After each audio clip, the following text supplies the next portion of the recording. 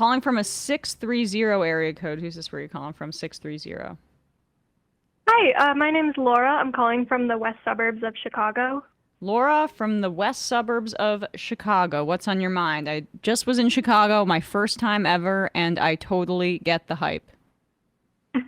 It's a gorgeous city. I actually went to school in upstate New York, so I'm so happy you took my call on a Thursday so that I can say to Brandon, go Bearcats. That's right. um, I don't get the reference, yeah. but yeah. It's Oh, the mascot of the Binghamton. University mascot. Oh, cool. Okay, got you. Yeah, just the Chicago thing. Every time I was out there, I would tell them I'm from the suburbs of Chicago, and they'd say, "What's it like living in Chicago?" And I'd say, "I don't live in Chicago." But it's a gorgeous city. Yeah. Anyway, reason I'm calling is because September is just around the corner when RFK is supposed to discover the cure for autism. Oh, yes, I'm very Oh, excited for that. is that really? I forgot all about that. Yeah. Yeah, so that's the reason I'm calling because I am exactly what the RFK crowd fears. I am a late diagnosed level 1 autistic person. I did not find out I was autistic until I was 26. And so I just wanted to use your platform for a minute to get on my soapbox to talk about what we need to be doing to support the autistic community when we get to this second stage. Absolutely. So I don't know how familiar you are with the level system for autism diagnosis, but basically the way that autism is diagnosed in the United States right now, you get a diagnosis that you're on the autistic spectrum disorder, and then based on certain challenges that you face or how hard certain aspects of society are for you to deal with, you get sorted into either level 1, level 2, or level 3. I'm level 1 because one of the reasons that they said specifically was that I speak in complete sentences, so that should kind of give you an idea of how the levels work. Mm-hmm. And there is a bit of a divide in the community between level 1 autistic people and level 2 and 3 because level 2 and 3 autistic people do not always have the same access to the communication methods that are most effective with allistic people, people who are not autistic.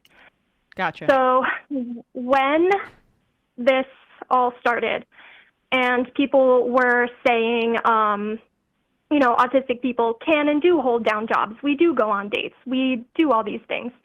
It is very important that we keep countering that narrative and keep saying that, yes, people like us can live the same lives as you do. While we are doing that, I want to get ahead of this. I do not want us to forget our level 2 and 3 siblings who have more challenges in those areas.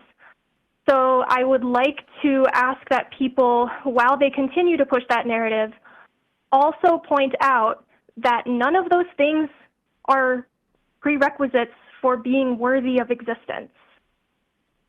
Right. So we need to be defending our level 2 and 3 autistic siblings and changing the narrative somewhat because I believe one of two things that they're going to do at this next push. One, they're going to try to change the definition of what autism is to push people like me out, people like me who are able to participate in society in the ways that they want us to. Or they are going to say, okay, well, you guys are fine, but these ones who can't do those things, they're problems, and we need to go after them. And just because they are not as able to speak out as the rest of us are, I think it's really important that we keep aware of that and keep defending our siblings who are not as able to defend themselves. Absolutely. I mean, the thing that I really hate about the way that this RFK, wellness libertarian movement talks about people on the autism spectrum is they are not necessarily they're not interested in finding a cure because they are more interested in pathologizing folks who are on the autism spectrum or making it so that like their constituency feels like they have control over their health care by almost making folks with disabilities into abnormalities or maybe not even disabilities, but being neurodivergent as something that needs to be cured. Where I don't want to speak for you, caller, but a lot of folks who are on the autism spectrum, and perhaps this is more of the level 1 area, find that it can provide some great benefits, and it's a huge part of like the beautiful person that they are. And you can have specialized interests, you can be more focused in many ways in some instances. Like this is a part of the rich tapestry of humanity, and the RFK thing treats it like it's some sort of freak show. Absolutely. I do struggle sometimes with when I am faced with situations that remind me that autism is in many ways a disability. At the same time, say RFK did come up with a cure for autism, I'm not taking it. If they tried to make me take it, I would do everything in my power to become autistic again. That's beautiful. And I would refer you to an interview that I still quote all the time. I find it to be very, very inspirational when Greta Thunberg was on Democracy Now! And she described her autism as her superpower. And for her, I think it's quite clear. And she's changing the world with her autism as her superpower. And her, of course, great sense of moral justice and fortitude. So I find that very inspirational, and I appreciate the call. Yeah, thanks so much for taking my call. Thank you. Bye. JR in Philly, wait, she's a level 1 autist and pays taxes. Yeah. Isn't that what RFK was saying? That never happened. Yeah. They don't pay taxes, they don't have kids. Yeah. Also, let's be clear. I know she was using this example to show that like she loves who she is, which is great. But I also want to be clear, RFK Jr. ain't discovering the cure for autism. Just give me 2 Well, more I mean, months, 2 more We need an extension on that. It's going to In be like some Trump's way- tariff extensions, just like these arbitrary Trump gave him that deadline. Yeah, and Yeah.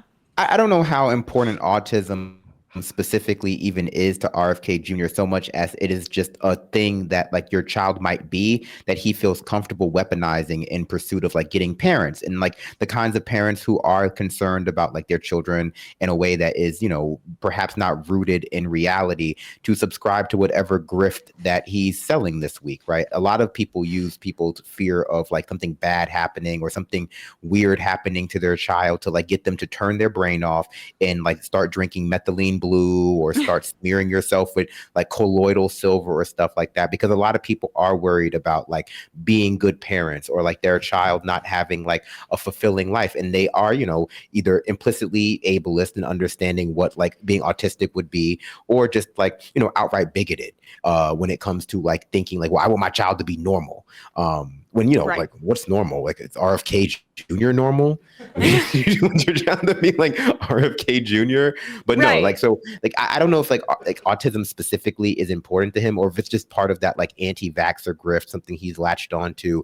And if like he won't be onto another childhood learning disability next week, he'll be talking about ADHD, or maybe your child has oppositional defiance disorder, or maybe your child is like trans, and that'll be the thing he's curing next week. Anything to make parents afraid and turn off their brain and get them to subscribe to the Maha agenda, which conveniently forgets that they're making it like basically legal to pollute to the point that your child will just be inhaling lead fumes for the rest of their like developmental years.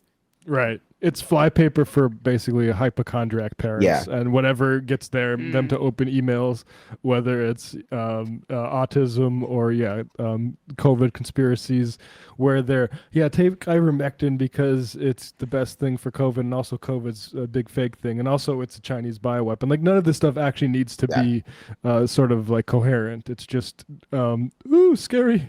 Flypaper for Yeah, hypochondriac parents is a bar, Matt, for sure. But it's also, I don't want to downplay if you are on like a nonverbal autistic person, or like that can be incredibly challenging for a parent. That's not something I want to diminish. There should be state resources. But the point is, we don't like that's the answer, is state resources to help with that kind of healthcare. And RFK is basically explicitly against it. It's about bespoke individual choices that you can make to improve your health in his eyes, which is how a rich guy would think about healthcare. And that's exactly what who RFK Jr. is. Hey, folks, don't forget to hit the subscribe button and check out our daily show. We do it every day at 12 p.m. Eastern for about 2.5 hours. We even take phone calls. You should check that out.